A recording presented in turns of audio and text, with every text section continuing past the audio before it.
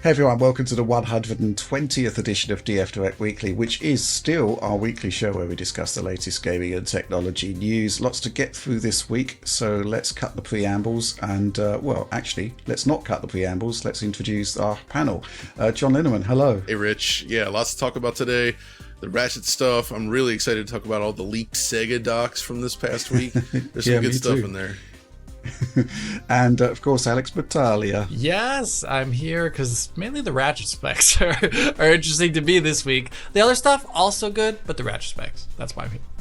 Okay, that's why you're here. That's why. No obligation. Specs. Yeah.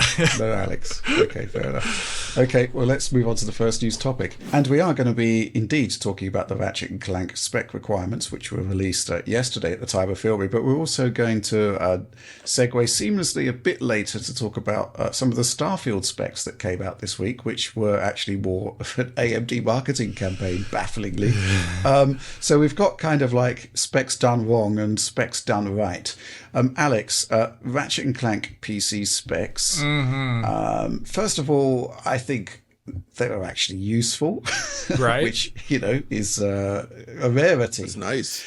And secondly, there's some interesting information about the PC port that has now become public. So you're excited about this. Let's talk. Yeah. So, like you, I want to praise, first of all, the organization of this spec sheet, because the big issue I usually see in spec sheets is that they do not show resolution and frame rate targets. They just have kind of willy-nilly whatever. They just say, minimum recommended, and if we're lucky, sort of a luxury spec, but at no point does it tell us what the resolution and frame rate target is, which makes the whole thing completely pointless.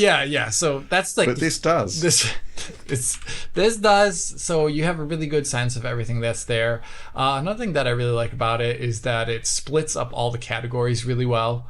You do get a sense, actually, because sometimes there's a lot of arbitrariness, which we'll talk about later with the Starfield thing.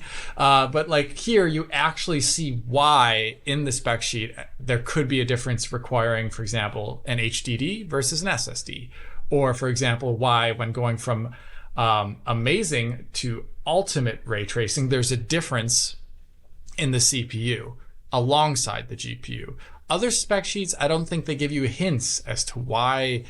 Like, you don't see any of that progression. It just seems like there's a CPU that's listed and it could be radically different than another CPU that has a similar amount of performance. And here they actually gave both older CPUs and newer ones at the same time, because sometimes spec sheets sometimes show just the latest CPUs.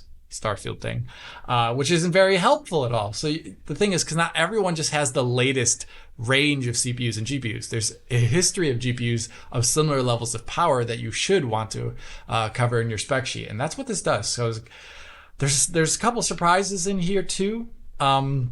In terms of the specs itself, I think the first one we should talk about actually is essentially that there's a minimum spec here that is really interesting, and it brings out a lot of talking points and pundit points that you see across the web, where there's a minimum spec 720p 30 FPS, which is crawling back to a pretty old GPU. Actually, it's a GTX 960, which should be just how many gigs of RAM are on it? It's got 2 gigs. 2 gigs. It came in 2 gig and 4 gig variants, but the 4 gig one is quite rare. Yeah. So you're probably looking at extremely low resolution textures here if it's going to be fitting within a 2 gigabyte frame buffer, even at 720p. But probably the more interesting part of that is that it says 75 gigabytes of HDD space, SSD recommended. There's 2 parts to this. Is that technically, DirectStorage, which we'll talk about briefly later, which this game will be supporting, can actually scale all the way down to hard drives, even without an SSD, because it's changing the way Windows is buffering and accessing any hard drive space at all, going through less of the stack. But also, it is implying here that a game which was quintessentially made for the PlayStation 5, and probably one of the only really big name games that we can think of that uses SSD kind of bandwidth for gameplay purposes in a really noticeable way, that it is actually possible on a hard drive. And I think that's really interesting. And what do you guys think about that? I think Nixie's is awesome. Their engineering talent is... No, I think, well, first of all, I believe when a while ago, Richard, you tested an NVMe drive in the PS5 by taping off some of the pins, right? So you already tested this in a lower bandwidth situation. Obviously, a mechanical hard drive is going to be even beyond that. But I think so when they talk about things like SSD and whatever, I think there's 2 points to that. First of all, I think the decompression block, and in this case, we'll have Windows DirectStorage. That's actually the most important fact to this point, because it's about getting data from one place to another as quickly as possible. And I think the more traditional methods for reading that data probably wouldn't be viable in this case. So that's going to be a big part of it. But also, I feel like as a console company, when they're saying, oh yeah, you can't do this, we needed an SSD to do this, I suspect they're more looking at like, oh yeah, this is impossible on a PlayStation 4. And I'm going to say that I think this game is impossible on PlayStation 4. I don't think you can scale it down enough to make that work in a way that would be fun. Because there's so many other factors, right, beyond just the hard drive itself. And it's basically how the system actually works with that hard drive, the amount of memory it has, and how fast the memory access is. There's so many other bottlenecks there that would make that impossible. The PC, thankfully, is a far more open platform, and that allows for different hardware configurations that kind of overcome those issues. But I will say, even with that, these specs, they are shockingly low. I'm actually surprised to see a 2 gigabyte VRAM card in here. And I wonder if the minimum spec here listed is actually targeting more handheld PCs that have become popular, like the Steam Deck, right? Mm-hmm. And they're like, well, we have to ensure that this game is at least fairly playable on these low spec machines, because people are playing stuff on them a lot lately, right? And I believe Spider-Man was quite playable on the Steam Deck. Yeah, it was fine, but that did have the advantage, of course, of essentially being a PS4 game at its heart. True. So the big question with Ratchet, though, is, yeah, they use the portal stuff at a few points for some cool moments, but the big one is the planet where you hit the crystals with your wrench to toggle between the two maps, right? And it does sort of flash the screen for a second, and then you continue. I want to see how that handles. Are they just going to blank out the screen until the game is ready, basically? You know, but that could, like, it could be a real issue, because like you'll actually be grinding a rail, like a high speed platforming segment, and you hit the thing and you're switching back and forth between the two levels like multiple times while grinding down the rail.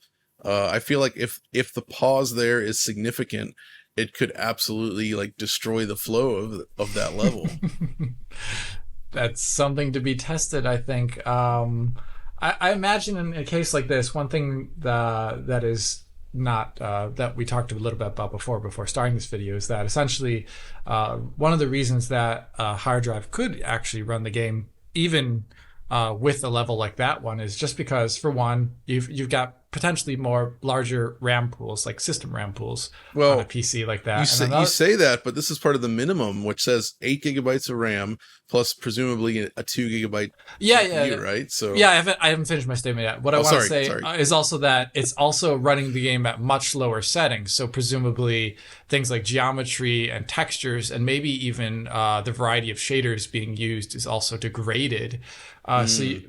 Or even, there's a lot of things that they could turn down that would reduce memory consumption, so that the bandwidth required is actually not even that big anymore at that point in time. Because I think, as Richard's testing showed in the PS5 version of the game, I think, what was the lowest actually you got away with? Was it 2.1, Rich? Or what? 2.1 what? Gigabytes per second. How many did you tape off? It was about 1.7. I think that's what the PlayStation 5 under 2. It's what the PlayStation 5's speed test, which, to be fair, nobody has any idea of how accurate it is. That's what it actually said. But the bottom line is, this was a really bad PCIe Gen 4 drive, right? DRAMless, the whole shooting batch. It was a really poor drive by PC standards. And then we basically taped off the pins, so it only had basically one lane of bandwidth. Nice. So yes, it was running fine. There was a slight increase to loading times, basically imperceptible because it's fractions of a second. But the point that I think we need to stress here is that you still have instant access to any file on the drive, right? You've still got, that's one of the key advantages of an SSD, which is basically zero latency in file access. And secondly, as John alluded to earlier, the decompression engines on the PlayStation 5 are obviously doing a lot of heavy lifting there. Yeah. So yeah, I mean, there's a lot of questions to be asked about how Nixis have done this, and hopefully we'll get some answers, because it's going to be fascinating, right? Because how is that decompression being handled? We know that there is DirectStorage, but apparently I did read somewhere it's only invokes on the higher settings. Yeah. So the thing is, there's kind of like a quotes from people working on the team that kind of appeared and then were removed from some location. Right. But they were quoted through Reset Era and then WCCF Tech. I was there. I was reading this thread when it came out on Reset Era, and then all of a sudden someone said, "Oh, they got rid of that quote," and it's like, "Oh, so weird."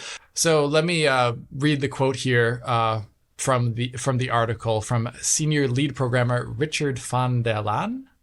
And it says, DirectStorage ensures quick loading times and GPU decompression is used at high graphic settings to stream assets in the background while playing. Traditionally, this decompression is handled by the CPU, like in previous games of theirs, for example, but at certain points there's an advantage to letting the GPU handle this, as this enables a higher bandwidth for streaming assets from storage to the graphics card. We use this to quickly load high-quality textures and environments with a high level of detail.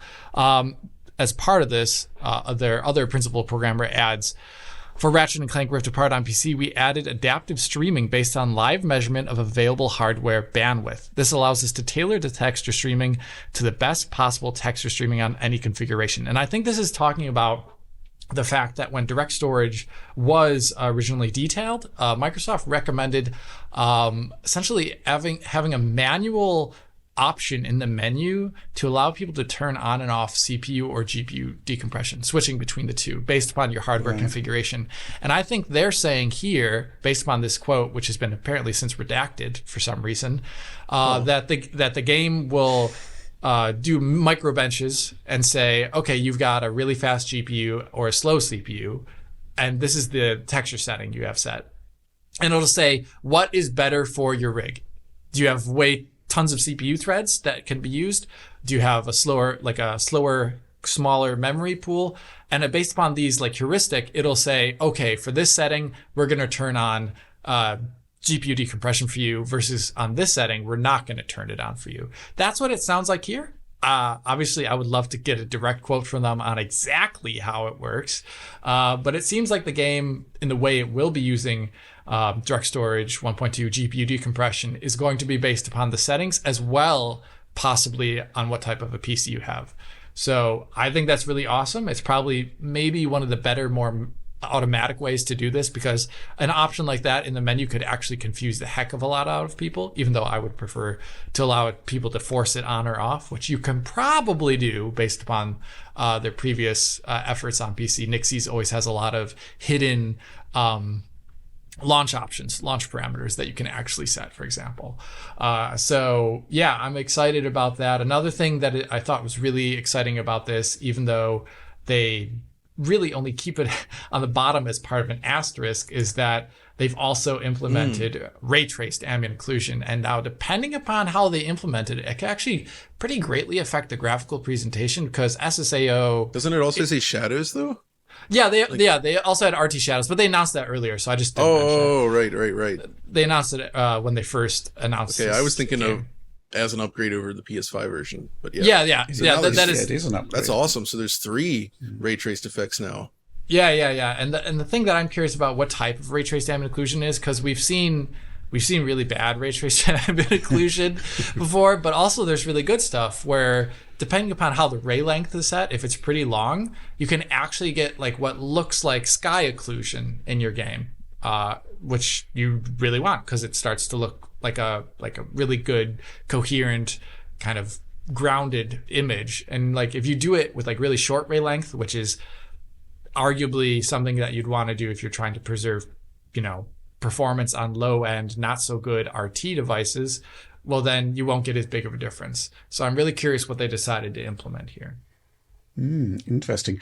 I mean, there have been a really interesting, almost actually, I'd say it's more like trolling about whether this is actually a next-gen game because you can run it on very low settings on non-next-gen hardware. Look, let's just get this one out of the way very, very quickly. This is about scalability, right? Very low settings is not going to give you the PlayStation 5 experience. It's going to be drastically cut back to, bare minimum, right? Very low. It's literally in the name. Mm-hmm. So, this is how it's being done. And, you just take stuff out until it works. So actually, I'm going to be really interested. I think we should probably do I think I've got all of the hardware listed in that minimum. I was going to ask, which CPU do you guys have? I've got a 3100. Okay. I think I've got an 8100 i3. The 3100, I guess we could do. Yeah. I've got the 960. I've got the 470. So yeah, why not? Let's go for it. I forget. Did you actually find a 4GB 960?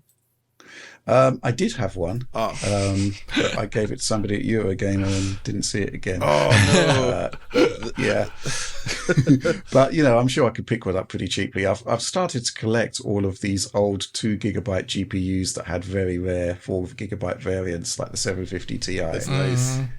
So yeah, I'm slowly building up because it's quite fascinating to see just in the modern era how well those GPUs hold up with a bit more memory, or rather double the memory in this case. But yeah, I'm really fascinated to see how low you could go, and of course whether a PlayStation 4 laptop hard drive can actually run this thing, which would be quite amazing. Also, so they specify resolution and frame rate, but they only mention 60 frames per second. So I'll be curious to see what it takes to get up to 120, because that's kind of just, that's the only frame rate I use on PC at the moment. So. Yeah. Well, yeah. I'm sure it's going to be like a Marvel Spider-Man remastered where you can, basically DRS it, dynamic resolution scaling, and see how fast you can go. Yeah. I'm sure it'll be fine. I think what's interesting here is that it looks like what's most broadly equivalent to PlayStation 5 is the high setting, which requires a fairly meaty CPU and a fairly meaty GPU.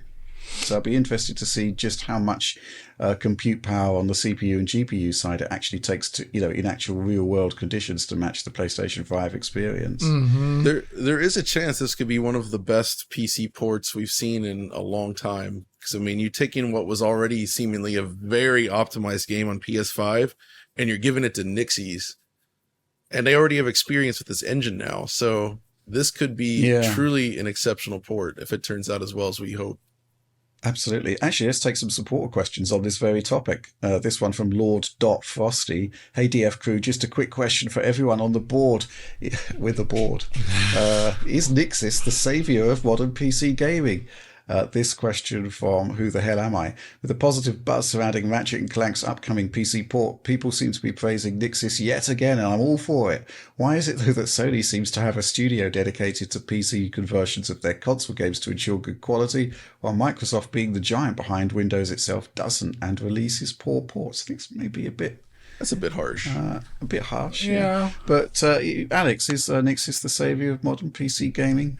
No, but they're like the most level-headed, reasonable. They're putting out good stuff, right? They're hitting all the right notes: scalability, no stuttering, great conversions, decent VRAM management, adding in extra features on top that are not there necessarily in the original game, which is something I always complain about. If you just get like the basic.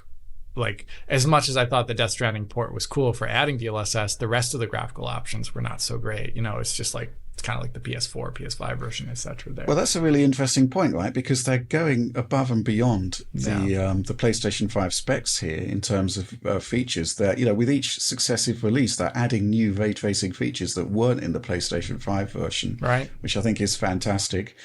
Support for all upscalers, support for DLSS 3. Holy crap! This is really good stuff. Good, yeah. That's what we want to see, and I'd say Microsoft here. The one thing I would actually like to see them have like a PC, like a QA process from the Microsoft side, devoid of the kind of like ATG coming in to help Xbox Series S or Xbox Series X games. I would love to see that level of dedication expressly and explicitly said by Microsoft at some point for their PC endeavors, because I look at stuff like Halo Infinite, which has till this day still has freaking broken VSync, the most basic and PC option, like you the could worst ever release. TAA out there.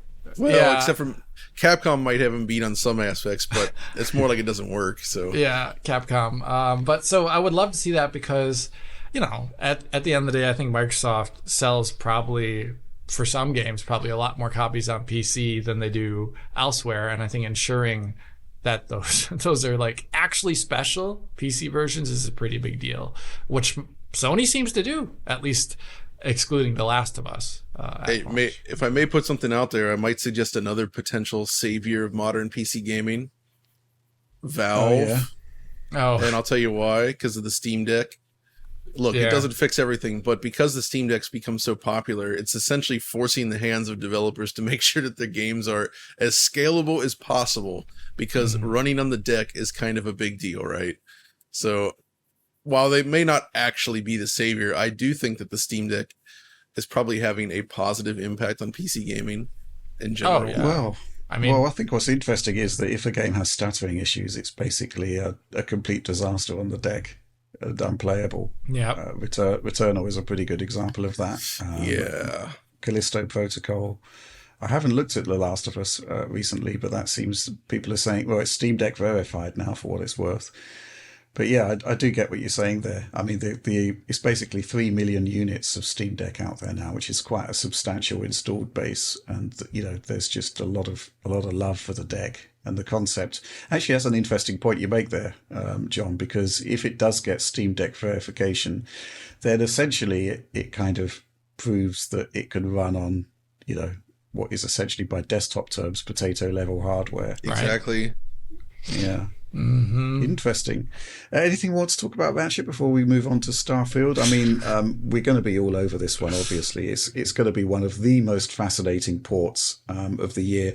And also, I would say, a crucial one, because obviously, as we move into the current generation of the console development, the role of the SSD, the role of those hardware decompression units is going to become more pronounced, and PC's got to be there, right? So, we don't really want a situation like The Last of Us Part 1 where all of that decompression work was just dumped on the CPU and it didn't turn out great to begin with. It's kind of incredible where they spent all this time. They released the game so early that it was so broken, and they spent so much time getting into a better place, where if they had just waited to get to this point where it is now, they would have had access to things like Nixie's has access to now, where GPU decompression could have been in that game for launch, but whatever. Their mistake. Fair enough. So yes, this is PC specs done right. I mean, we've actually got a pretty good idea of what kind of hardware you need to run at what settings to get specific gameplay resolutions. And fantastic.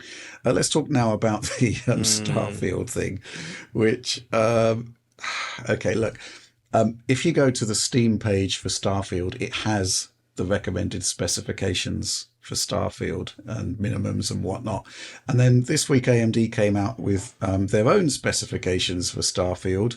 And I don't really know where to begin. I know where to begin. I'm going to ask you, Rich, do you like your experiences to be legendary, or are you okay with epic or heroic? Well, you see, legendary could go one of two ways, can't it? Because, if we talk about some of the legendary misfires in the PC space, games that were never capable of running at 60 frames per second back in the day. All I can say I'd say that Batman Arkham Knight was a legendary. Yes, you're right. So maybe that's the wrong terminology to use here. I will say, though, it's got me looking up AMD X670 based motherboards now, because, as we know, this is like the days of like VESA versus an Intel board, where, man, that quality of that motherboard is really going to change your frame rate experience. I want to say about this is the exact opposite of what Ratchet and Clank does, where the Ratchet and Clank spec sheet is one of the rare things that happens where you actually have a good sense of what you could possibly be playing just based upon the spec sheet itself. Here, no settings listed other than the absolute best Starfield TM experience, and that really tells you a lot about the game. You don't really get a sense of the resolution other than 1440 PK. I mean, oh, right.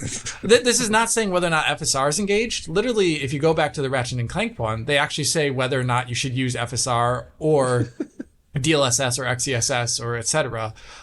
Based upon the setting. They say if you're going to use multiple RT effects, you should probably turn them on. That's awesome. Here, nothing, even though this game is possibly going to only have FSR2 and no DLSS. I don't like these things at all. I understand that it is essentially just trying to be a advertisement for AMD products, but it also just kind of doesn't inform the user, let alone a completely clueless user as to what they actually need to play the game. Because all these things, these are just the latest products from AMD. They're not actually a realistic thing you would necessarily Well, this is actually this is causing harm, because if you actually looked at the response to the to the specs there, people were saying, "Oh, holy crap! I've only got a Ryzen 5 3600. I'm probably going to need to upgrade." But lo and behold, go to the Steam page, and the recommended specs are a Ryzen 5 3600X, which is basically the same thing, and no upgrade required. So this is really not great, and it's not the way to use this exclusive partnership with Starfield. It's just really bad marketing, and not great to the consumer. Bad marketing, you say. But look, they have those 3 little icons they made, and for the legendary one, the rockets are actually bursting outside of the golden frame. And did you notice how the golden frame in the last one has a little beveled edge on it as well? It can't contain the power. Yeah, the whole settings thing, though. I mean, basically, the higher the resolution, the better the processor you need, apparently, and the better the motherboard you need. This is just wrong. It's just not the way to market this game. Look, there are fantastic associations to be had by having an exclusive partnership with what is likely to be the biggest game of the year, right? Yeah, money. Money. Well, I mean consumer friendly stuff. For example, bundling a copy of Starfield with a Ryzen 7000 CPU, right? This is a good deal. This is worth that is promoting. That is a positive way to market this association. The other stuff is just really going down like a lead balloon. What is going on here? I mean, I've seen a number of critiques of AMD's marketing from other creators, and man, it's all bang on the money here. How wrong is this going? It's not good at all. This for some reason though, these kind of AMD marketing deals, it reminds me of Half-Life 2. Do you remember when AMD threw the party on Alcatraz? I think it was, but it was like a year before it launched, and I think it was before it leaked and before Valve made the big announcement that it's going to be delayed a year. They poured all that money into that thing, and I think GPUs from that era, like the 9800 Pro, came with like a voucher or something for Half-Life 2. That was marketing gone very wrong, but at least that was outside of their hands. This one, this is all, the ball's all in their court here, and I really wish that, because it could mean a lot of good things for the consumer, and in this case there's bundles with the game that you're getting, but the rest, they haven't proven otherwise that this AMD exclusive partnership is actually for the betterment of the game performance. Well, but Alex, it says uncover humanity's greatest mystery with AMD. It says learn how Bethesda Game Studios and AMD are working together to make Starfield possible. It would not be possible without AMD. Wow. Okay, that's interesting. I didn't know you better understand that. Good point. I don't really want to pile on any further. No. But holy crap! Let's just try and get this into perspective. Right? I mean, this was just another own goal. It's just really, really poor. What can I say? And with that, I think we've reached the end of this particular news topic. And after about 28 minutes, let's move on to the next one. Okay, next news topic. Turns out that a bunch of cut content from the old Halo games is being reinstated, added to the Master Chief Collection. And this is pretty exciting stuff, bearing in mind some of the stuff that's being discussed here. And Alex, why don't you talk us through this one? Yeah, so basically, over time, ever since MCC has reached kind of like a more completed and fixed status, because don't forget, it launched a long time ago, and it was originally really, really broken. Then it got a lot better. And then they've been adding more and more content to it ever since. Some of it being custom content that is specifically made for the games themselves, like new skins, new armor, new, things like that for like Halo 3. But then there's also been them releasing to PC modders, because the PC version of the game also has a client that can be launched without anti-cheat protection, as well as like specific modding enabled tools and things like that. And for that PC version, they've been launching cut content for the games. And here, this is actually going way far back for a lot of this stuff.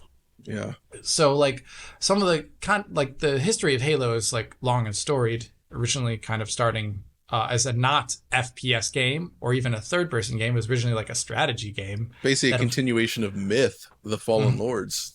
Yeah, from this, top-down perspective with actual 3D units and stuff like that. It was very different. And then it evolved rather shortly into like a third-person game, where I think that's how it was originally debuted at Macworld, when it was going to be once again, like their previous games, launching on, wasn't OS then, what did they call it then? Mac OS at that point in time. And then it switched over again when Microsoft swooped in into a completely different game that was made rather rapidly before release. But there's a lot of cut stuff that happened between then and during that point. And so they're going to be releasing both models and areas of the game world that have been ported actually into the Halo CE engine, because the engine changed over time to the point where the files became incompatible. So 343 has essentially been going back to old versions of these assets, which were not worked into a state that could actually be launched in the current version of Halo CE, and brought them into a state that could be launched in the current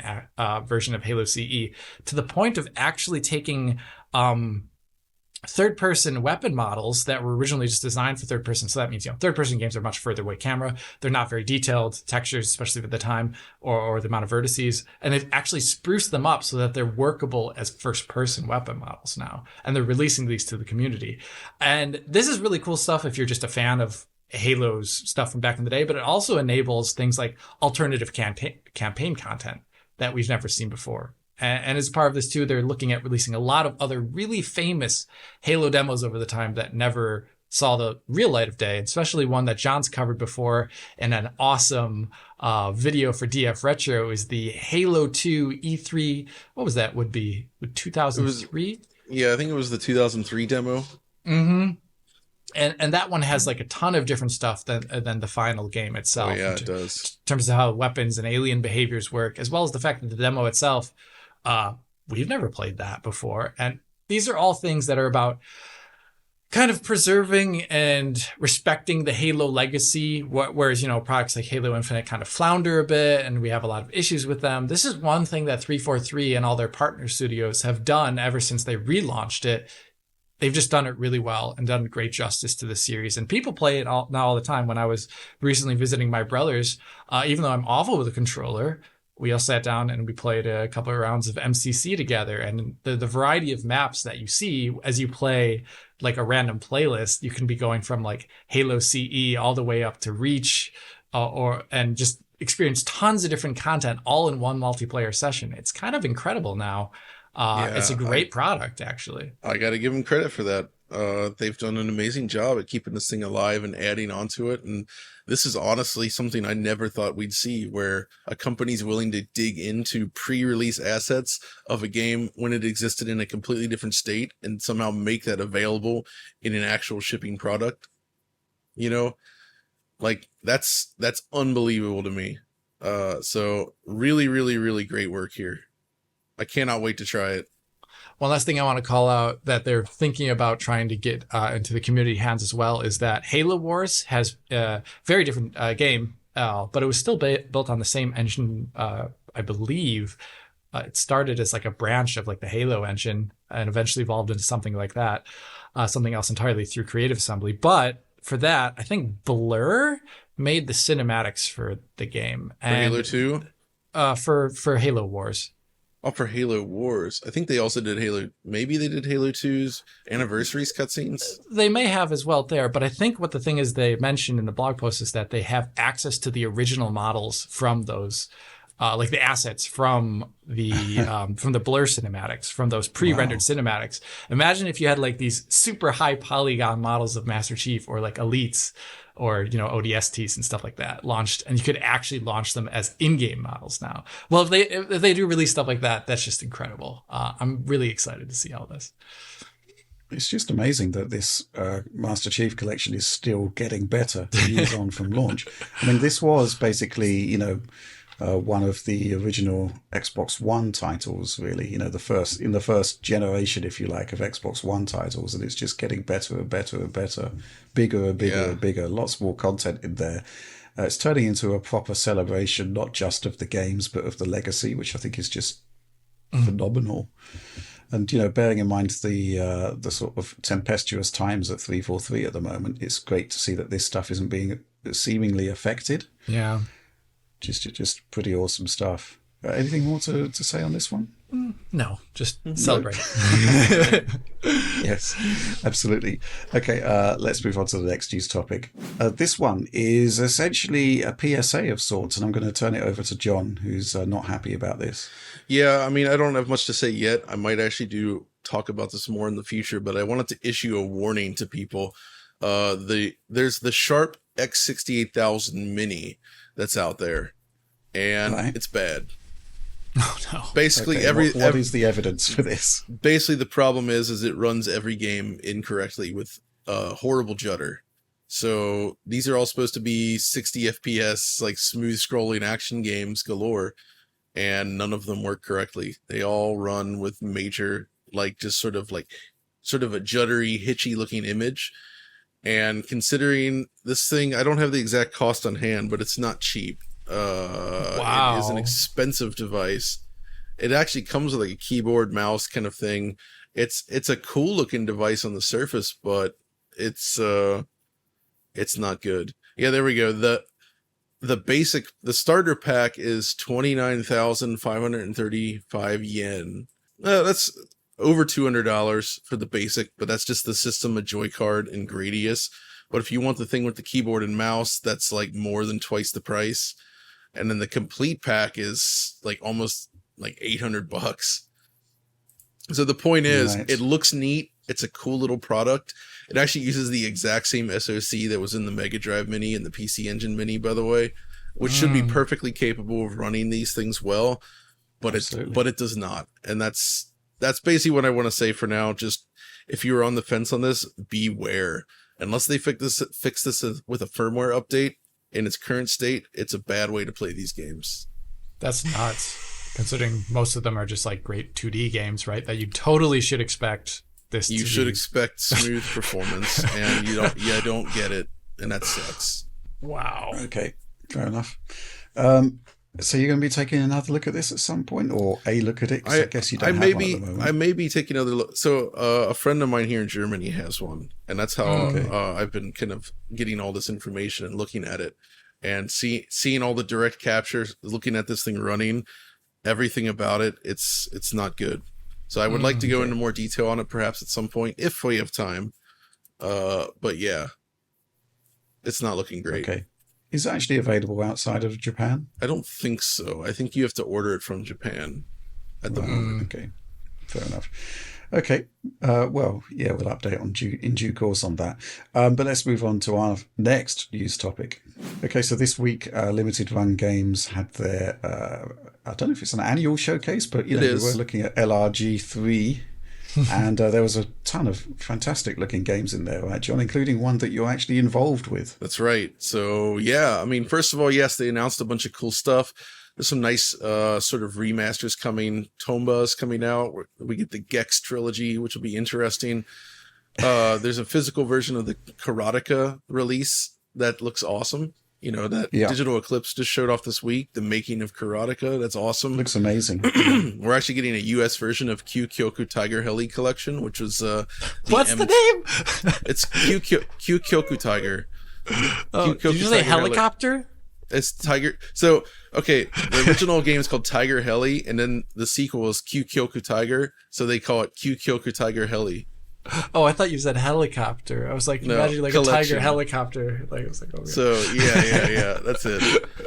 So that's all cool stuff. But then I guess I made an appearance in this, but then also am working on something here. So they showed off more of the Plumbers Don't Wear Ties Definitive Edition, which is just a silly thing, but I am in that in terms of like on camera, and there's like a whole like discussion about that. That's pretty funny. It should be interesting. But the big one was sorry, hold on a minute. You're in it. Well, like I'm in it as far as like I'm interviewed in there, and it's part of the behind the scenes sort of discussion about it. You can see me in that trailer making the comment when I say that it's technically anemic, which is true. When you said that, I just had visions of that Deep Space Nine episode. Oh, the characters are inserted into the Trouble with Tribbles episode. Oh my god, so good, Toss. They ought to put you into Plumbers Don't Wear Ties. That would be pretty good. But the big one is actually Arzette the Jewel of Faramore, finally announced. So I've been working on this with Dopley/Seth, who's the lead on this project, and doing some level design and game design work and other stuff as well, including voicing one of the small characters. But it's been something we've been kind of working on for well over a year at this point. And it was finally announced and shown, and it's essentially it's a spiritual follow-up to Zelda CDI, but good. So the idea is to make actually a good game. In fact, the game design itself, it's very much more of a Sega's Monster World kind of design, right? So it's a non-linear game somewhat, but it's not Metroidvania in that it's one giant map. Everything's selected from a map screen, and you can go back and forth between the different levels and, sort of see more of the level as you play and gain new powers. So it rewards exploration. There's some really good stuff in there. And we spent a lot of time on the level design and making this stuff like actually play well. I think it does now. It's super solid. And it's been a real joy to work along with him because, man, Seth is just a machine. He's basically like the main guy on this. He's the one programming this whole thing and doing all this stuff. And he brought all of us numbskulls together to make this weird dream a reality. And it's been a lot of fun. So yeah, I want to say, this is officially announcing that I'm involved to that project. So I wouldn't obviously be reviewing it. Not that it would necessarily be covered here in that normal sense. But when it does release, I do want to do sort of a behind the scenes, like maybe a live stream or something where we kind of dig through all the earliest days of it. And it's a good chance to really showcase and discuss building a game from the ground up, since I was able to see it from the very first pitch demo and been with it ever since. And there's a lot of stuff to talk about, and it's really fun to see how it's evolved. Maybe we can show off some of the early crude MS Paint drawings and all the level stuff we did with like graph paper and pencil sketches. And Seth has a whole notebook of this stuff. That's just awesome. And that's so cool. It's pretty neat to see come together. And I think it's cool. So yeah, I'm really happy to be involved in that. Absolutely. It sounds really interesting. Oh, and of course, Audie's also involved. What can I say? He's a producer on that. He's done like a ton of the writing for it and other stuff as well. And he is the man that made this happen with limited run and everything. So yeah, it's awesome. What the world needs is a homage to Zelda CDI. I don't know why anybody didn't do it first. It's the most Audie thing you could imagine, though, right? Like him going to a publisher and being like, "All right, we need to make this CDI game happen." Yeah, but if the passion is there and if the game is good, then great, right? Regarding its physical media launch, will it actually launch on a CD? Is it big enough to fit on a CD? I think actually, is it like a 300 megabyte CD or something? Okay, actually, the current build I have here that I was just looking at is 654 megabytes. That's almost, like a standard. Could fit on a 700 megabyte CD. Yeah, it could. But I regret to inform you that this game is not possible on a real CDI because there's actual smooth scrolling and too many sprites, and there's just too much going on here. It would not be possible, I think, to make this game playable on a CDI. Audie must be devastated. I know. I mean, that would be the dream. I think Audi actually had this idea at one point, like we should implement a CDI mode that runs the game at like 15 FPS and makes the controls really laggy and like disabling the scrolling and stuff like that. I don't think that's going to happen, but disabled scrolling, boy. But yeah. Brilliant. Any other LRG stuff that you want to highlight there? Because there was a ton of stuff there. I mean, Gex. I mentioned it. So I actually want to do a Gex DF Retro at some point. I'm serious, because Gex is actually pretty popular with people. Weirdly enough, the response to Gex is huge, owing in part to some YouTubers that have really sort of made it popular, I guess you could say. But it's one I've always been fascinated with because it started on the 3DO and then went to Saturn, PlayStation, and Windows. And each port is really weird and interesting. And especially weird is that it was a big 3DO game, right? But it was a 2D platformer. And it runs at a maximum of 30 frames per second, but often drops to 20. Which for a system that costs $699 US, that was really, really bad, I'm going to say. It did not make a good impression at the time. Like, yeah, it looked nice enough, but it really showcased that the 3DO was very weak when it came to 2D graphics. So, but it's well, neat. There's a distressing lack of bug and Chester Cheetah in this announced lineup. Yeah, so there we just heard it. Rich is looking for the Bug collection from LRG. Maybe they'll make it happen someday. Well, Bug and Bug 2, which is spelled TOO. Yep. Mm-hmm. You know, I think both of them have exclamation points affixed to the title as well.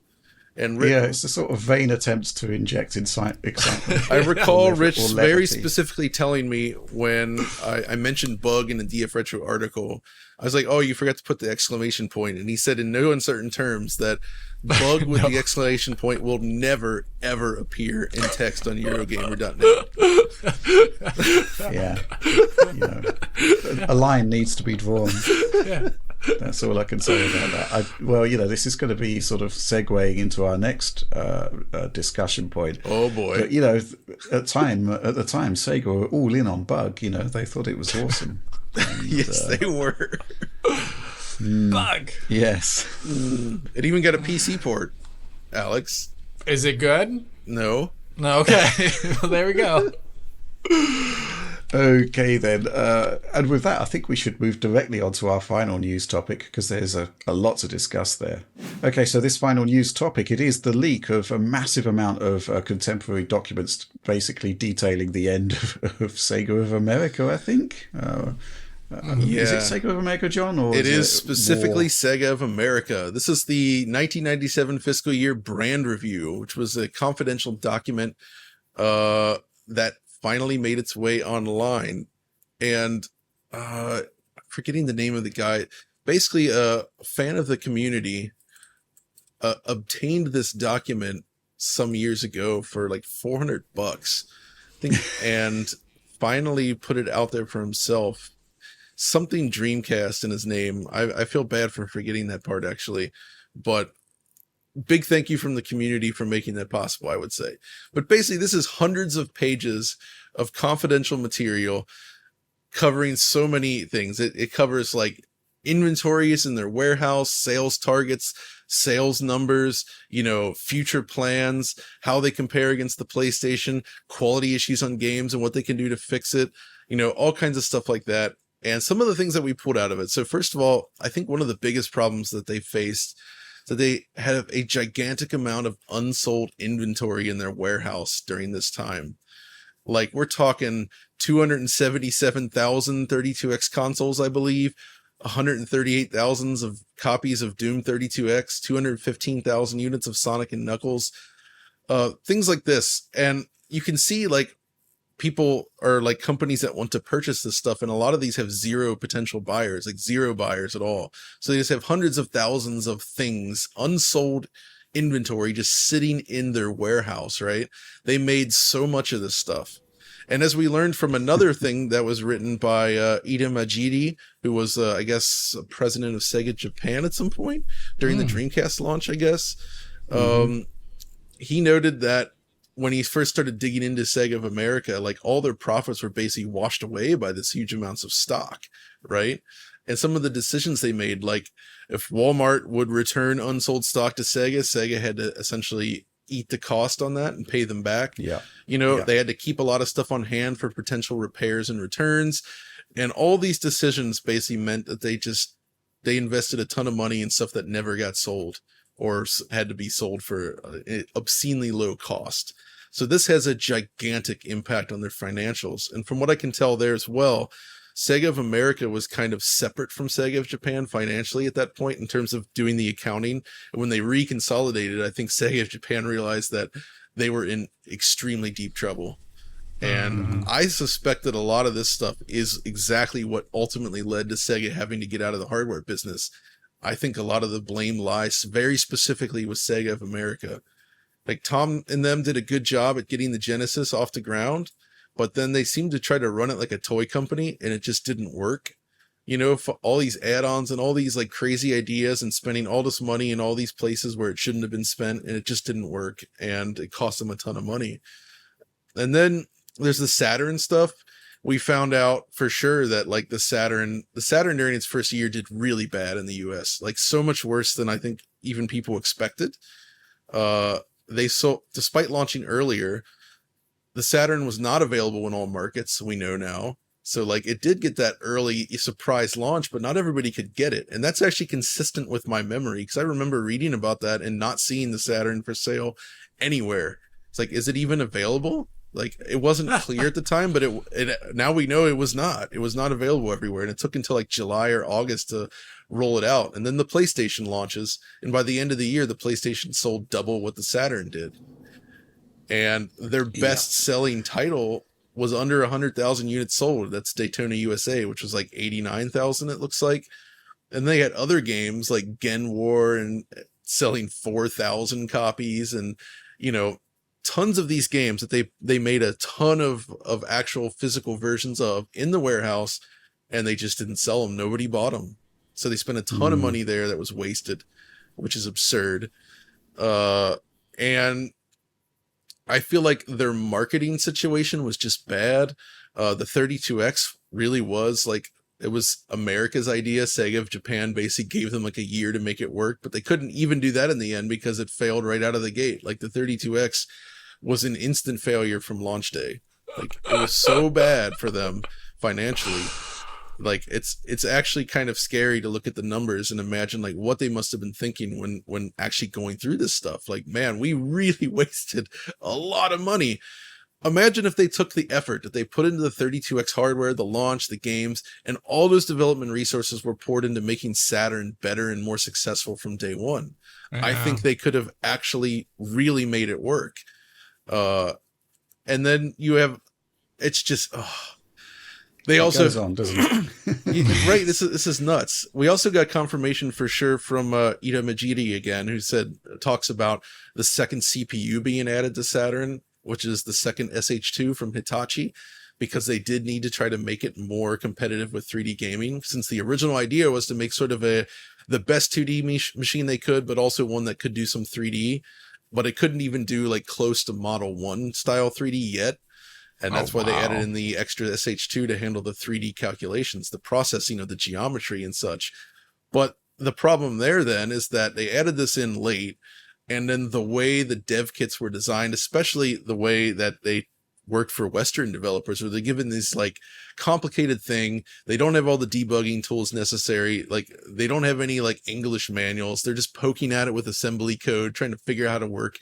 A lot of these early Saturn games in the US had to ship with just one SH2 being used because they didn't have a debugger that could support both at once.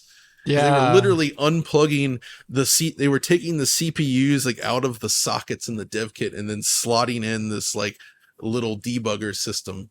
And they had to be extra careful with the CPU pins every time they do this. Like it just sounds like an awful work environment for these people. And I'm not surprised that a lot of games turned out bad given this situation, right? Like it's not good.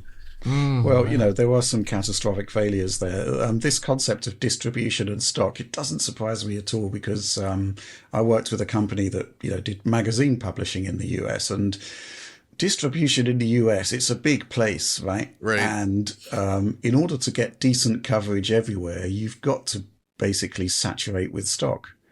And everything, certainly in the magazine terms, was on sale or return.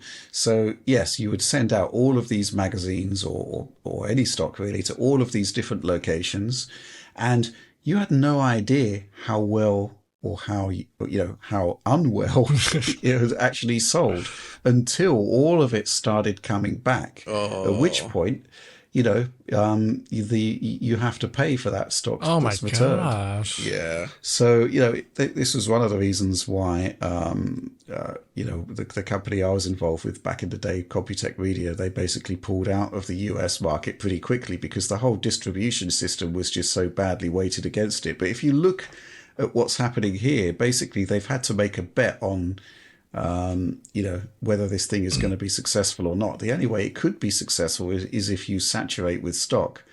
But it turns out that nobody wanted the product. What do you do? I'm curious as to what happened to all of these. I know that makes me sad to think about. Right? I wouldn't be surprised if some of them got scrapped. Like, what do you like? I'm sure they tried to sell them for dirt cheap, but. Well, remember they obviously put all of that Atari VCS stock in the ground somewhere and was dug up later. I wonder if Sega's got its own sort of 32X minefield. Yeah, a 32X mine what explodes if you walk over it. And see, that's what makes all this worse. Is like they had their fingers in so many pies at this point. They had 32X, they had Sega CD, they had Genesis, they had Nomad, they had Game Gear, they had Pico, they had Saturn, they had all these weird peripherals. Like all this stuff happening, and once they had their arcade stuff as well, of course, but that was kind of separate. And they didn't have enough money to pour marketing money into each product, so they could never properly support any of them. They were stretched way too thin for the amount of products they were trying to sell, which didn't allow them to focus on the Saturn the way they should have been able to. They also launched, the price was high, which was a problem. All that stuff was not good. We also got a peek at, like, they actually they specifically mentioned the Pluto project, which was a Saturn that would have a hard drive and a Netlink built in that they wanted to sell for $549. And the idea of that would be an internet machine. It would have like the Planet web browser. They even showed off some bootleg attempt at this at E3 apparently. And obviously that didn't come to pass. We saw, I love the fact that Virtua Fighter 3 and Virtua Fighter RPG were on this list, because VF3 has always been sort of this legendary thing, and then VFRPG would be Shenmue. But I mean, you heard about VF3 back in the day, Rich, when you were doing Sega Saturn magazine, right? Like there was always these weird rumors, but there was no actual game. I don't think at any given point. There's a lot of people saying that there was, but I think at this point, we've already seen the Saturn version of Shenmue. I think we probably would have seen a VF3 prototype by now if it actually existed. Yeah, it's just interesting to see it actually listed on an official document, right? Like that somehow makes it feel more real. But there was a lot of games in here that never came out. A lot of them either we never saw. Like there was like X-Woman for the Game Gear at some point, which is like like an X-Men equivalent. Oh, yeah. Progressive, forward-looking. Yeah. There was until we actually saw the character, of course. Yeah, there you go. Not very progressive there. A lot of titles they announced were games that did come out, but only in Japan or Europe, so they did not get released in the US, which that's not good in the end. So the software library wasn't very robust. There was a Star Wars game mentioned in there called Alien Hive, which there was no Star Wars game ever on Saturn, and we don't know anything about that. I mean, I guess there might be some prototype thing out there, so maybe, but that was a new thing. Like all this stuff just adds up into something that this is really just scratching the surface. This is like almost 300 pages here. There's so much in here. It shows all the marketing. They even have stuff like strategy per game, so they like go through the different games as far as like critical issues on them, like timing and what was this one? There's this Microprose football game that they basically say the problem with the game is that bad game quality. they suggest canceling it or selling it to a third party. That's the resolution for it. No, it was soccer. Is that? They say there was an Amiga game. They say football in this document, and because it's Sega of America, I assume NFL, but maybe not. Yeah. Well, yeah. If it's an American document, you'd expect it to be American football, I guess. I guess the weirdest thing, the biggest weird takeaway for me is that the Pico seems like it was actually reasonably successful, and they made some money on the Pico. They ended up winding it down, of course, but yeah. Incredible. Yeah. Sad, really. So, man, there's ex-women on the list here. That's funny. Wow. They do mention the importance of Sonic 3D, which would have been, the canceled Sonic game, Sonic Extreme, right? And obviously that never happened, as we know. Gosh, I'm so sad to see games like Astal just fail. Astal is awesome, but it did horrible. So yeah, if the document's up there, you can find it on Sega Retro. There's a lot more detail about this as well. You can listen to on the Sega, the Shiro podcast, which is an awesome podcast to listen to about everything Sega Saturn related. There's tons of stuff out there on this. If you have any interest in this time period, it's worth reading through because it really paints this picture that the PlayStation came in and wiped the floor with the Sega, but the reason they were able to do that is because of Sega's insane blunders. They made so many mistakes. And also, the N64 wasn't a success either, but Nintendo was able to weather that storm quite well because they didn't make stupid decisions like this. That we know of. I mean, I'm sure they've made some bad decisions like the Virtual Boy. But by and large, they seem to have had their ducks in a row in a way that Sega did not. Which, it's, Well, I'll end this with a bit of an anecdote because obviously I was working on Sega magazines at the time. And this period was so crucial to their fortunes going forward because it set the perception of the brand. And it wasn't in a particularly positive way. So, for example, Dreamcast, I think we're all pretty, much agreed that it's a fantastic piece of hardware, had some great games, right? And part of the thing I did at the time was we actually went out to shops with the Japanese Dreamcast and, we were showing people some really great games in shops, right, to get an idea of how this thing would land, right? Right. Focus groups essentially, but actually in situ, in game shops, people could come to a game shop, they could play, Sonic Adventure, they could play Virtua Fighter 3, and everyone was really impressed by it, right? But then you ask them if they're going to buy one, it's like, well, PlayStation 2's coming, I think I'm going to wait for that. And, I think it all goes back to this period of Sega just shooting themselves in the foot and getting so much wrong, and Sony basically, in all fairness, knocking it out of the park with the original PlayStation. They became the dominant gaming brand in one go, in one generation. Phenomenal achievement. It's kind of funny actually to think about that though, because both Sega and Nintendo basically turned Sony down. Sony wanted to work a partnership with Nintendo. They got stabbed in the back at CES, and then Sega, they expressed interest in working with Sega, and Sega turned them down as well. So they kind of made their own enemy. Those Dreamcast games we were showing in the game shop, right? They were light years ahead of what was on PlayStation 1. Big time. And yet it still wasn't good enough, because the PlayStation brand had achieved so much in just one console generation that people were really, really excited. It's like, well, if Sega can do this, what are Sony going to do? And the thing about that though that's interesting is Sega of Japan made the Saturn a success in Japan, right? The Saturn did fairly well in Japan to the point where I think it sold better than Nintendo 64. It has a much better software library than N64.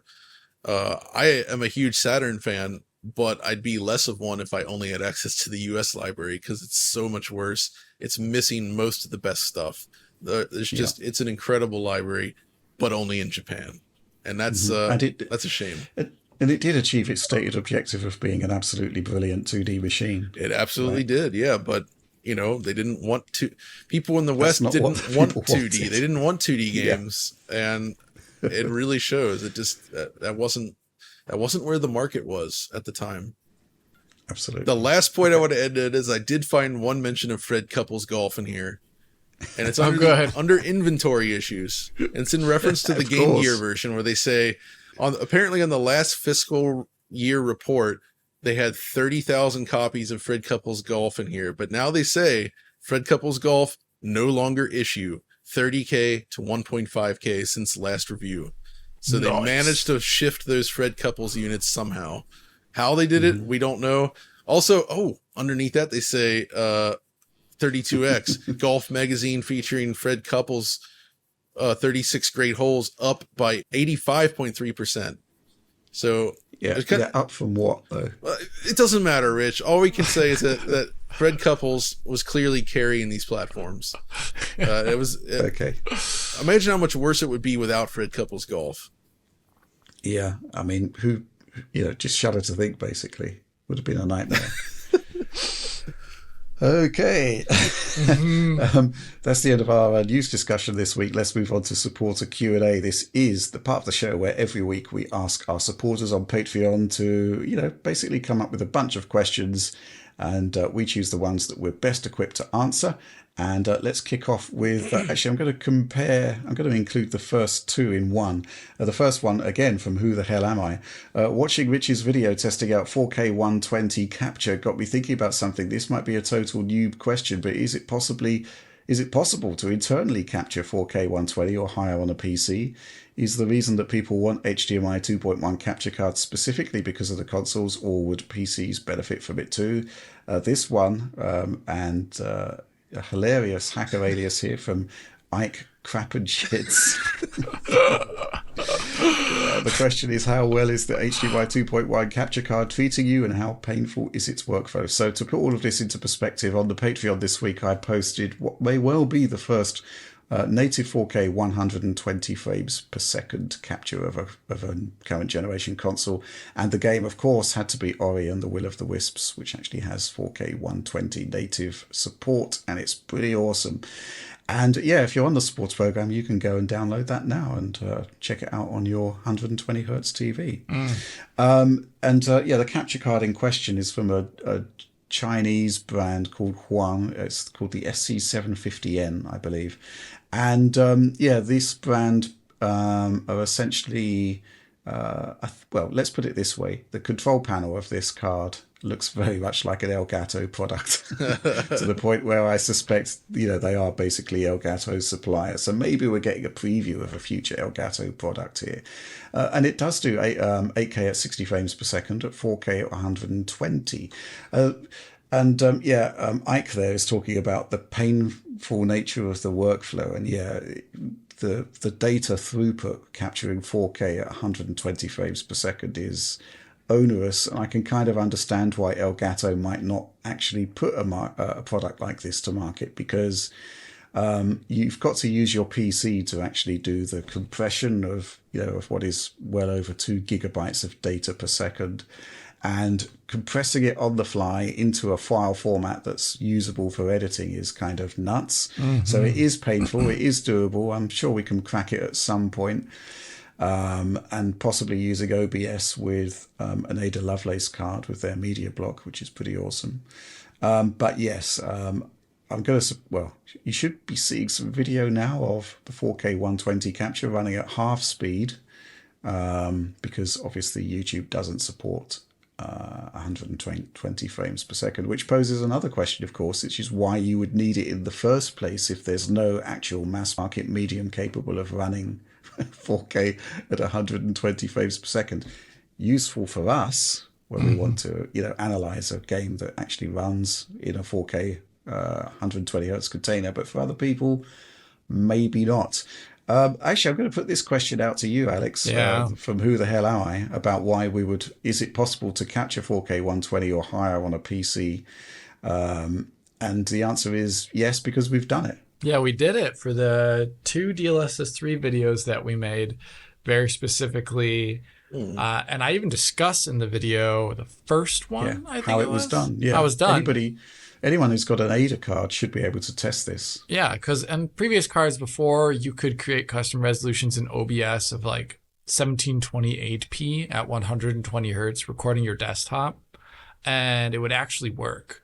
But it had the same issues that I saw as well in the content I just described there of recording internally on the same PC that is also running 120 hertz at 4K at 4K resolution, is that it maybe has bursts of moments like 10 seconds long where each and every frame is actually there. Full yes. Real 8.3 millisecond persistence per real frame. And then that just is garbage. It's just like trails of garbage of just dropped frames, missing frames. And so you getting actually good capture for like, if say you wanted to get like a minute of real good capture, could mean something like an hour long of playing. And especially if you're trying to show things off, like for that video, I was trying to show off like an animation running. And if there's one drop frame from the capture for that, I had to ditch that entire recording. So it took forever. So I would say it's totally possible, but it's also just completely impractical if you're trying to actually get good quality at the end at the moment. So that's why this card is cool for us.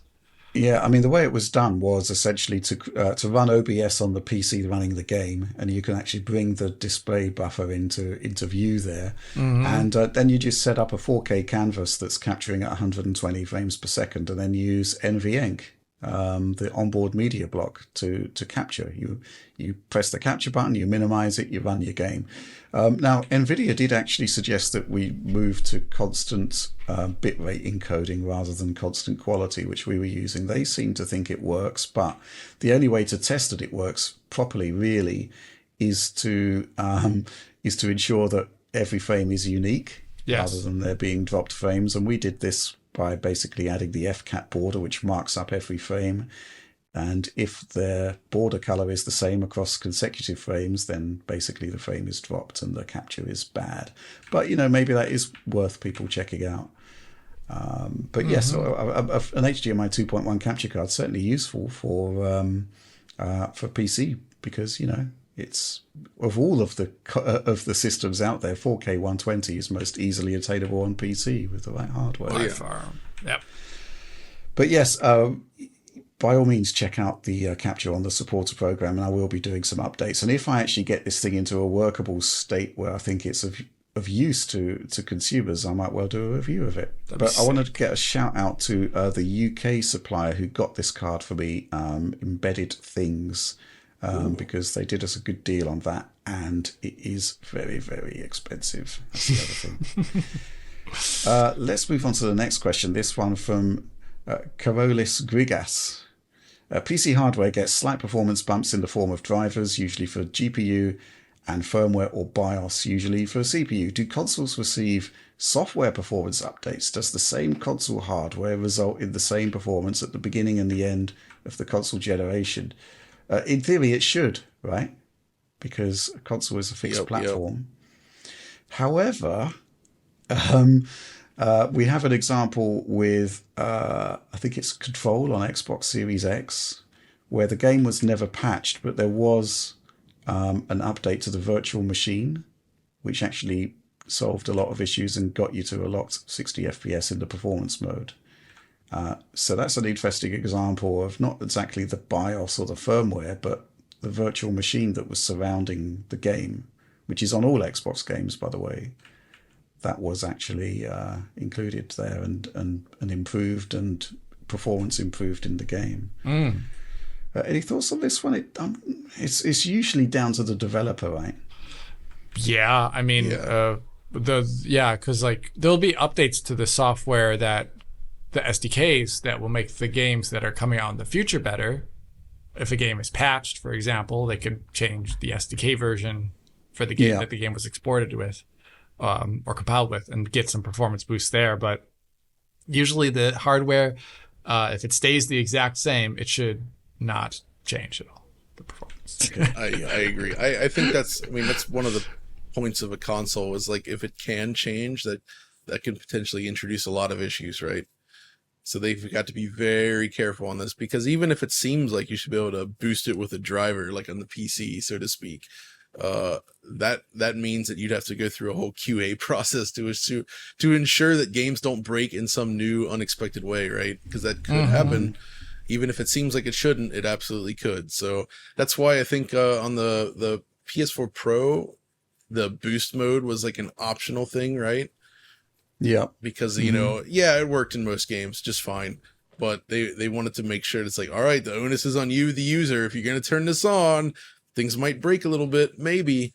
So, I don't think they want to go through that unless they absolutely have a marketing reason to do so, like more powerful hardware. Otherwise, it just opens themselves up to risk. Thinking about it, I do know of another example. Back when we were looking at the CUH 1100 revision of the PlayStation 5, we did this collaboration with Gamers Nexus on that, which was really good fun. But I noticed that ray tracing performance on the new model was actually better than the old model. It was only like a couple of percentage points, but it was there in all ray tracing titles. And it turned out not to be the machine at all, but rather the fact that I had on the CUH 1100 machine a newer firmware. Ah, yes. And yeah, that was really, really weird. But that was, again, an example of how a firmware did actually improve performance, but only to a microscopic degree that you'd need frame rate analysis tools to actually notice. But that is kind of weird, right? And unexpected behavior, but it certainly happened. And it was indeed quantified back in the day. But yeah, typically the performance does remain the same, and that's a good thing. Let's move on to the next question. This one from Mendo Shutaro. Why do you think Nvidia has, Switch aside, checked out of console hardware? Interesting question, right, Joe? Why do you think they have? And do you think it's going to remain the case? It's tough to say. I mean, the thing is Nvidia is making so much money in other markets, even outside of just gaming, right? Like this almost feels like, why would they bother at that point? But they also have so much money, I guess you could say, that I could see them at some point maybe getting more involved in this console stuff again. It's difficult to say for sure. I mean, I'd be curious to know how well the Switch did for them financially, what kind of deal they had with Nintendo there. I mean, as far as I understand it, I assume that they just wanted to shift some Tegra, right? Because they made this thing, they released products with the Tegra X1. I don't think they were very successful. Is that fair to say, Rich? The Shield stuff? It certainly wasn't a mainstream proposition. It wasn't a mass market console by any stretch of the imagination, was it? No. Really? So this basically turned the Tegra X1 into like a very big product, I assume. Assuming that their deal with Nintendo was good. If they've shipped 120 million Switches, that's 120 million Tegra X1s, which is astonishing, right? Right. So, I wonder... each company has had their go around with Nvidia, right? Like Microsoft did with the Xbox, then and they PS3. Don't go back. They don't go back, so that makes you wonder. But it looks like Nintendo might be. Nintendo might be, because I suspect Nintendo plays hardball with their suppliers in a way that even Nvidia maybe, it's like you take it or you don't, right? And I assume it's something like that. Whereas I feel like Xbox and PS3, those respective companies got somewhat fleeced at the time. I think it was a real price issue for Microsoft on the original Xbox and then for the PS3, obviously, Nvidia was in a power position because Sony basically came to them in need, like, our Toshiba GPU idea thing didn't work out. Can you save us? And they're like, yeah, here's some PC scraps for you. Let's call it RSX. And it's a reality synthesizer, John. So it didn't go well for them. I can see why they moved away from them. I don't know though. Maybe they'll come back because right now, I mean, fundamentally, I think Nvidia's hardware is for gaming. Nvidia is kind of in the lead, right? Like they have technologies that these consoles would presumably want. Like imagine how powerful something like DLSS or DLSS 3 would be in a game console. That would be such a game changer. Like, and I don't use those words often, but in this case, it would truly be a game changer for performance and visual quality. Not to mention, potential for increased ray tracing capabilities, right? Because their solution is so much more robust than what AMD has. So, like, if one of these companies actually did say, you know what, we're going back to Nvidia, let's work something out, and they were able to release a next console on Nvidia hardware, I think they'd have a tremendous technological advantage over anything that AMD could build. Yeah, wow. I think the reason why they checked out isn't through, the fact that they don't want to have their GPUs in consoles. It's basically, I mean, the story goes that they couldn't cost reduce the original Xbox because Nvidia didn't want to shift on prices. I think that's the kind of perceived wisdom. And you're right, John, on the PlayStation 3 side of things, Sony needed a GPU. Nvidia provided one.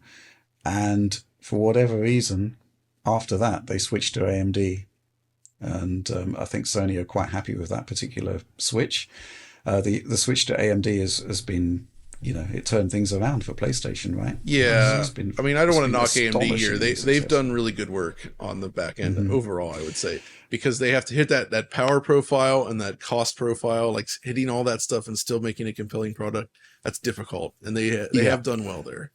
Well, yeah, I think there are compelling reasons for either Microsoft or Sony to go back to Nvidia now, and I'll tell you why. It's because the cost of transistors, right? The actual ability to make a generational leap is really, really difficult now.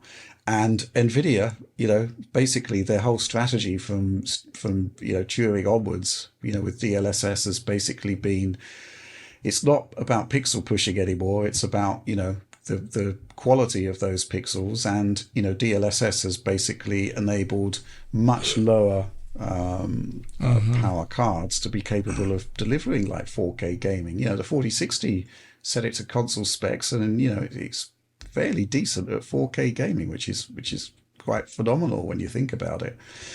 DLSS 3, I mean, the potential there for at least for 120 hertz support on a console is mouth-watering, I'd say. It's just not possible with any other technology at the moment.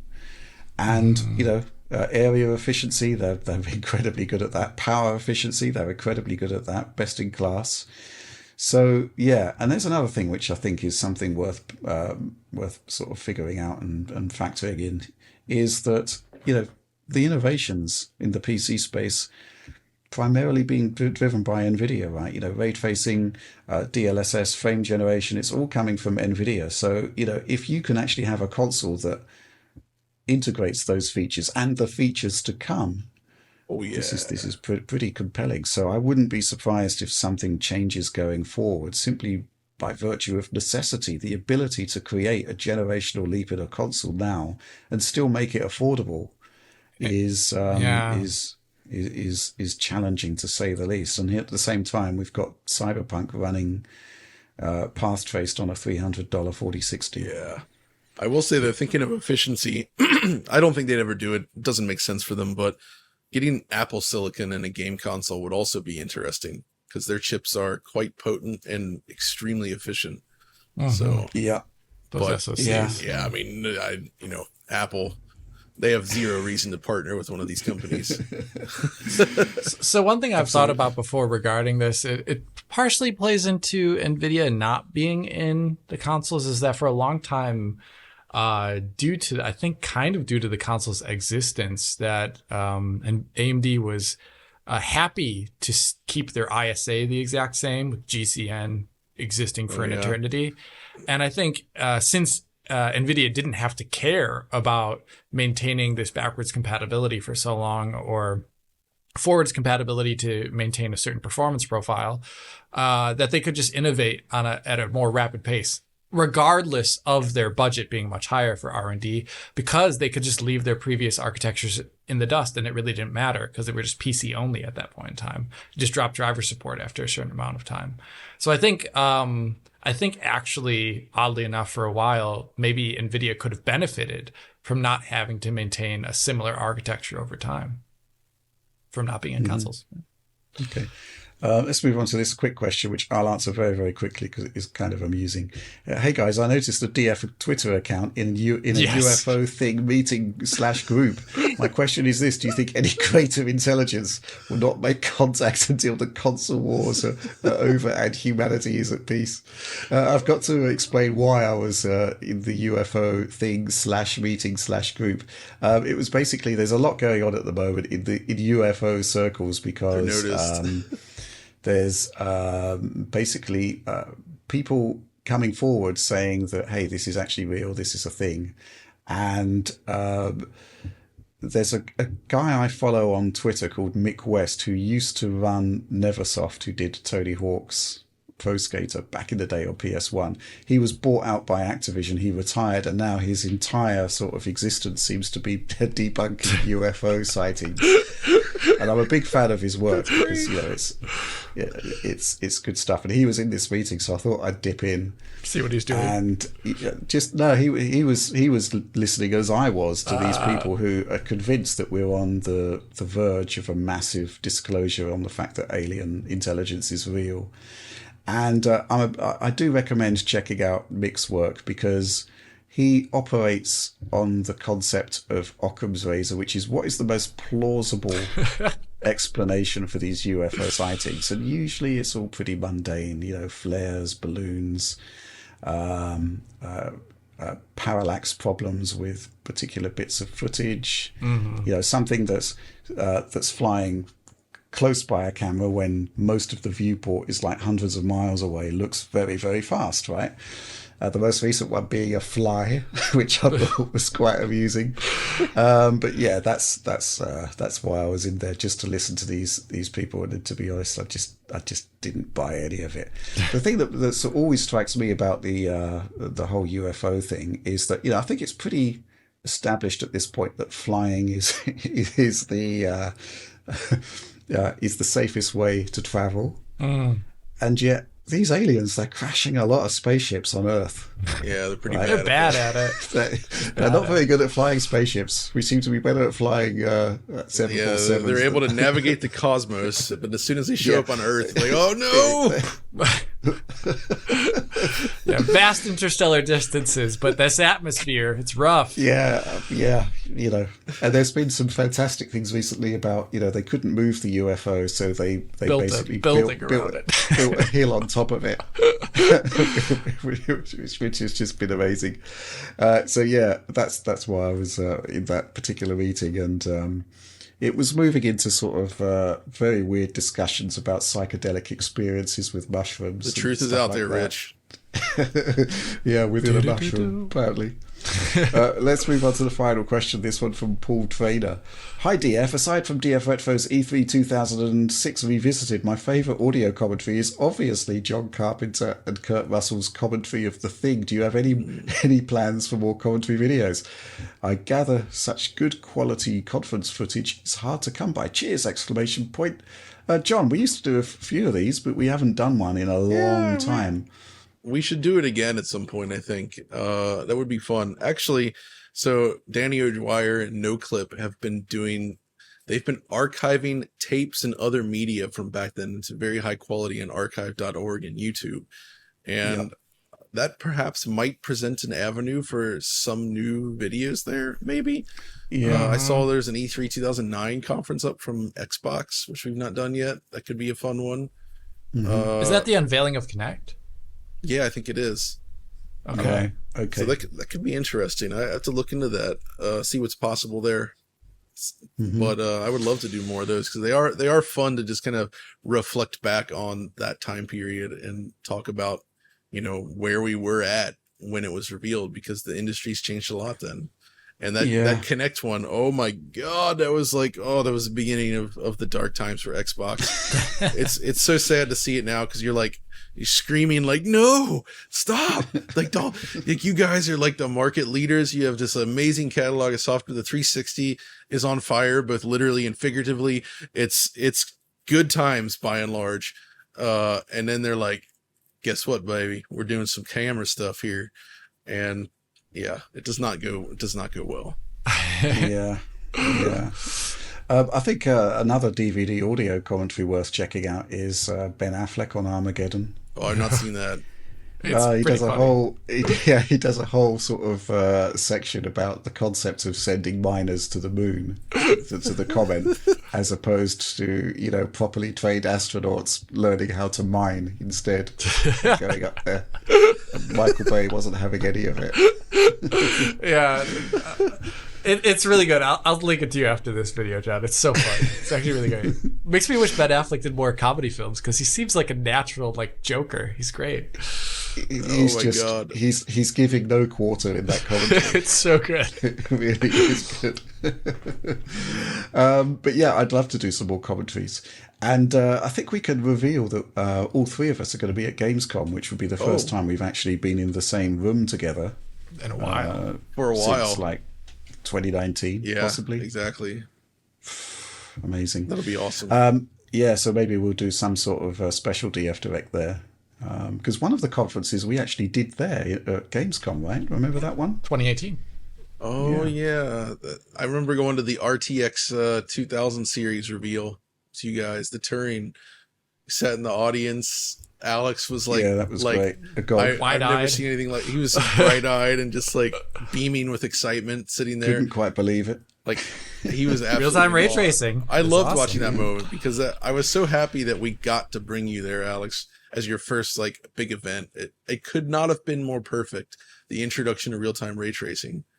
That's awesome. And now look at you. But we did actually record one of those E3 things in the hotel room, I seem to recall. Oh, yeah, we did do that. It might have been the PSP DS one. I'm not quite sure. But yeah, we definitely did one. And we do want to do more. No, we did the PSP DS one. That was actually at the old office. Really? Yeah, remember one of the last things we did there.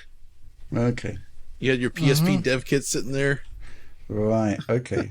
It was after we filmed that monitor showing VRR and Xbox One. Right. Okay. Got it. Right. Got it. Mm-hmm. Yeah. Good stuff. stuff.